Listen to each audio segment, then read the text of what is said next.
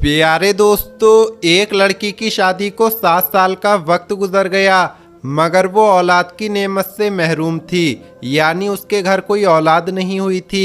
इसके ख़ानदान और दोस्तों में जितनी भी इसके साथ की लड़कियां थीं, वो सब कोई 2, कोई 3 और कोई 4 बच्चों की माँ बन चुकी थीं। इस लड़की की बहुत हसरत थी कि अल्लाह ताला इसकी गोद भी भर दे। ये लड़की किसी से कुछ नहीं कहती, लेकिन दिल ही दिल में अल्लाह ताला से दुआ मांगा करती थी कि या अल्लाह मुझे भी ये खुशियाँ दिखा दे। दोस्तों, इस लड़की की सारी सहेलियाँ, यहाँ तक कि इसके ससुराल में जिनकी शादियाँ इसके बाद हुई थीं, वो सब साहिबे औलाद हो चुके थे। उन सब की औलादें थीं।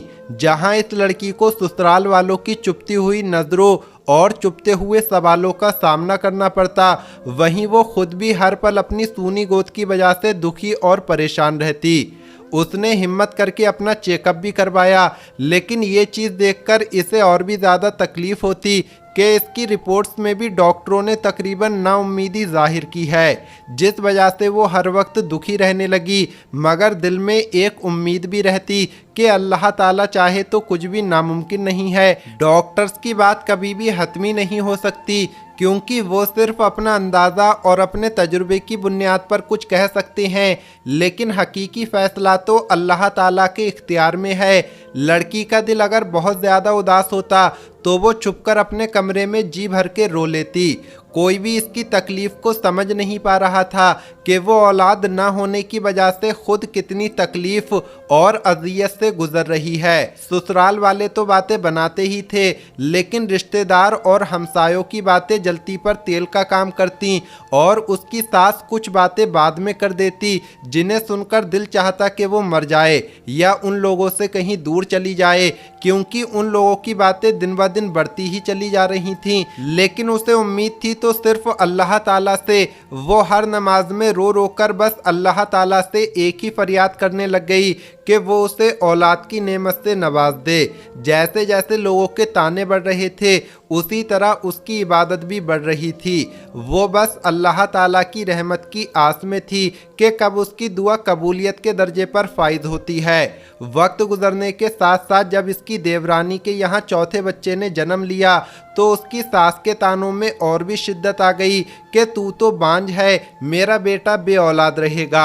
आखिर मेरे बेटे का क्या कसूर है जो इसे ये बांझ पल्ले पड़ गई है।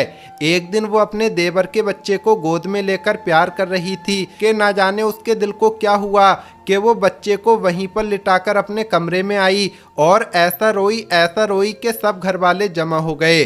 उसके दिल की हालत समझे बिना ही सब ये सोचने लगे कि ये देवर के बच्चों से जलती है, हसद करती है, इसलिए रो रही है। मगर उन जाहिलों को कौन समझाता कि अल्लाह ताला ने तो उसको ऐसा दिल दिया ही नहीं जो कि किसी से जलने वाला हो। वो तो उन लोगों में से थी जो अपनी खुशियाँ भी किसी और की झोली में डाल दें, जो अपने मुंह का निवाला दूसरों के मुंह में डाल दें। वो तो बच्चे को प्यार करते वक्त अपनी सूनी गोद से इस कदर दिल गिरफ्ता हुई थी कि खुद पर काबू न रख सकी, और आज उसके आंसू भी सारे बंद तोड़कर बहने लगे। बस उसका एक शौहर था जिसने उसे कभी ताना नहीं मारा था। उसका शौहर इसे दिलो जान से प्यार करता था।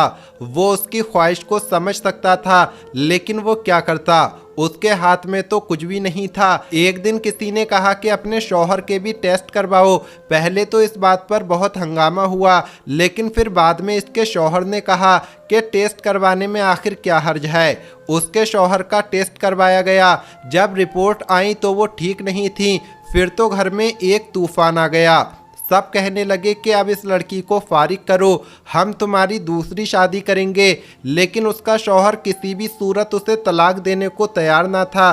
शौहर की मोहब्बत में एक ज़र्रा बराबर भी कमी नहीं आई थी, बल्कि वो इसकी दिलजोई इस अंदाज में करता कि अगर अल्लाह ताला को मंजूर होगा तो हमें औलाद ज़रूर होगी, और अगर अल्लाह ताला को मंजूर ही नहीं तो हम इस पर भी शुक्रगुजार हैं। इसने अपने शौहर से कहा कि आप दूसरी शादी कर लो, मगर वो अपनी बीवी से बहुत प्यार करता था, इसलिए किसी सूरत नहीं माना।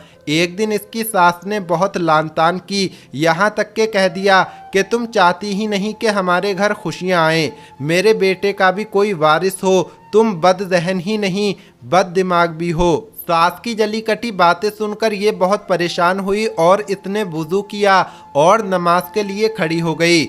जब दुआ के लिए हाथ उठाए तो ऐसी दिक्कत तारी हुई कि कुछ ना बोला जाए, वो कुछ नहीं बोल पा रही थी।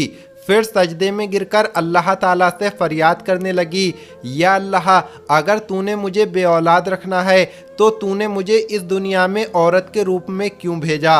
औरत तो पूरी ही औलाद से होती है, तो फिर मेरे वजूद को अधूरा क्यों रखा? या अल्लाह, सारी दुनिया के डॉक्टर से चाहे जो मर्जी कहते रहें, मुझे बस तेरा ही आसरा है। या अल्लाह, मेरी वजह से मेरे शौहर को तकलीफ और इस महरूमी से ना गुजार। या अल्लाह, तू हर चीज़ पर कादिर है। वो औरत सजदे में और भी दुआ मांगती रही, या अल्लाह, तुझे तेरे हबीब हज़रत मोहम्मद मुस्तफ़ा सल्लल्लाहु ताला अलैहि वालैहि वसल्लम की प्यारी जुल्फ़ों का वास्ता, मुझे औलाद की नेमत से माला माल कर दे।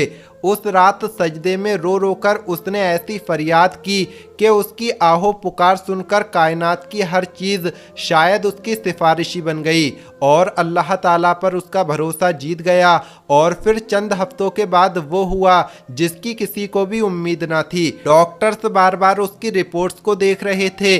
फिर उसको जिंदगी की नबील सुनाई गई कि वो माँ बनने वाली है। ये सुनते ही उसने बिना किसी की परवाह किए वो हॉस्पिटल के फर्श पर ही सजदा रेज हो गई और अल्लाह ताला का शुक्र अदा किया कि या अल्लाह, तेरा शुक्र है, तेरा करम है, मुझ गुनहगार की तूने सुन ली। तो दोस्तों, चाहे कुछ भी हो जाए, कभी भी किसी भी हालत में मायूस नहीं होना चाहिए। बेशक अल्लाह ताला जो चाहे वो कर सकता है। लोग कुछ भी कहें, बस अल्लाह ताला पर मुकम्मल भरोसा रखें, ना कभी किसी का बुरा सोचें, ना बुरा करें। दिल की ज़मीन को हमेशा पाक रखें। प्यारे दोस्तों, एक दूसरे के लिए दुआएं मांगना बहुत अच्छा और बेहतरीन अमल है, इसलिए एक दूसरे के लिए दुआएं मांगा करें। अल्लाह पाक से दुआ करते हैं जो लोग बे औलाद हैं, अल्लाह ताला उन्हें औलाद की नेमत से नवाजे। आमीन अल्लाहुम्मा आमीन। आप भी एक बार आमीन कह दें। मिलेंगे अगली वीडियो में। अस्सलामु अलैकुम। अल्लाह हाफिज़।